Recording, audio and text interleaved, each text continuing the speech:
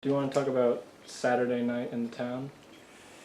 Oh yeah, Saturday night was a big thing because all the farmers came to town Saturday night. And this is a summer, of course, event. And they did probably in winter too, because you had the movie, we had a movie in town, double. They play the same movie twice, depending when people want to go. But the main thing was that what went on right in that one block on Main Street. They had a big thing that looked like a hay rack that they'd built. That was probably about 15 foot wide and about 20 foot or better long. That the city band, they had a city band. And the preacher played the piccolo and the farmers would play saxophones and all this. And my uncle, he worked he had the hardware store, but for a while he would come out and play trombone there. So everybody had to play it. And they were pretty good. So they provided music. And the Saturday night kind of started about 6 o'clock in the evening. And anyhow, the girls who kind of promenade, showing themselves off down the one side of the Main Street, crossover, there'd be a pack of boys behind them walking down there, coming around. And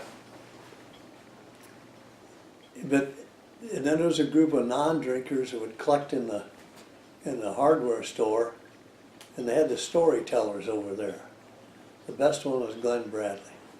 He could tell stories but his stories were not something he picked up as humorous. They were usually about the people of the community, of things they'd done that were funny. And by the time Glenn got through, it was hysterical, too. And then there was there's several of them. There were about 5 of them. They'd get together, but then they had the listeners around them. Well, these guys told stories all the time. So that was going on. And then you had the beer drinkers and the whiskey drinkers, and they were over in the town tavern and in the bar. And that got kind of rowdy once in a while. But and then you couldn't serve hard liquor in the bar or the pool hall. It was only beer. But these guys would go get down to the liquor store in town, it was on Main Street, buy them a pint or a fifth, or most of it was probably pints. And then they'd go in there and they'd get their mix and they'd place it, and they'd go out and sit on a bench on a porch behind there. And they'd sit out there and drink hard liquor out there. Well, what I couldn't understand is the urinal was out on that same area, stunk like hell, and these guys would, just to be drinking whiskey, and sit out there and drink whiskey, and that, well, I thought they were nose blind or something like that. It was terrible. But then I started popping popcorn out there when I was not very old. That was before we moved out to the farm, so it hadn't been when I was someplace between not 9, but maybe the last 2 or 3 years. And they had a regular little popcorn stand. This was a black and silver one, about that wide, so tall. And you know exactly what to put in it. You had to pour so much corn in it, so much oil in the thing, dump it in there and popcorn. Had little sacks. They were about that big around, about so high, nickel a piece. And I did that all from about 6 o'clock until after the first movie got out. So probably 3 hours I was selling popcorn. The guy paid me 25 cents a night for doing that. And then I had to go in on Monday and clean the thing, get ready for next week.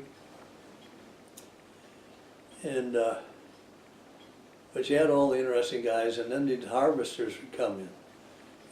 Even those days, because guys up in South Dakota, right after the war especially, couldn't all get combines at once, so guys from the south, they'd harvest down south Oklahoma and Kansas and so forth, and work their way up to South Dakota. Well, a bunch of guys came to town that way.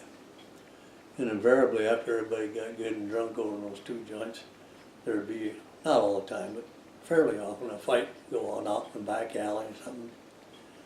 And then we had a guy named two-gun Peterson, that they called him because he packed a gun with him. And he'd come in town, he rarely came to town. I remember one night he came to town, and he got in an argument with some guy, and they ended up behind this one building, kind of down where was a garage entrance in it, and they were fighting back there, and everybody was around looking at them fight. And all at once somebody said, "He's got a gun, two guns got a gun," and man, people just scattered. And then, so the cop came and they took two gun down to the Lake Jail. It was in the back of the municipal building. They had a cell back in there, regular jail cell. And they had two wooden toilets actually out, big outhouses, big ones. And you could crawl up on the top of the one and look through a window down and see two gun down in there. I remember looking through the bars in that window, two gun down in that place. But and then we had on Verdun, South Dakota, 5 miles away, 6 miles away.